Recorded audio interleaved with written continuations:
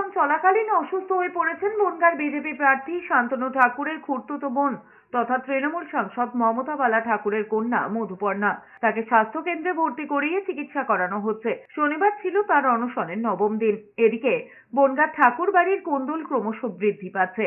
দাদা শান্তনুর বিরুদ্ধে ধর্ণা অনশনে বসেছিলেন মমতা বালার কন্যা। শনিবার তিনি অসুস্থ হয়ে পড়েন। তাকে নিয়ে যাওয়া হয় ঠাকুরনগর চাঁদপাড়া প্রাথমিক স্বাস্থ্য কেন্দ্রে। আপাতত সেখানেই চিকিৎসাধীন মধুপর্ণা। স্বাস্থ্য কেন্দ্র সূত্রে খবর, চিকিৎসকরা মধুপর্ণার পরিবারকে জানিয়েছেন যে দীর্ঘদিন অভুক্ত থাকার ফলে মধুপর্ণা শারীরিকভাবে অত্যন্ত দুর্বল হয়ে পড়েছেন। তার জ্বর এসেছে, ঘন ঘন বমিও হচ্ছে, কিছুই না খাওয়ার কারণে গ্যাসের সমস্যাও হচ্ছে। সূত্রের খবর, চিকিৎসকেরা মধুপর্ণার মাকে মেয়ের অনশন ভাঙানোর কথা বলেছেন, কারণ মধুপর্ণার যা অবস্থা এখন তাতে অনশন চালিয়ে যেতে তিনি শারীরিকভাবে পারবেন না। তাই অবিলম্বে তার অনশন ভঙ্গ করাতে হবে বলে পরিবারের লোককে পরামর্শ দিয়েছেন চিকিৎসকেরা। প্রসঙ্গত, অনশন শুরুর দিন তিনি বলেছিলেন শান্তনু ঠাকুর তার রাজনৈতিক প্রভাব খাটিয়ে তাদের পৈতৃক ভিটেতে তালা দিয়েছে। তারা তাদের ঠাকুরমা ঠাকুরদার ঘরে ঢুকতে পারছেন না। মা মমতা বালা ঠাকুরের সবকিছুই ওই ঘরে রয়েছে।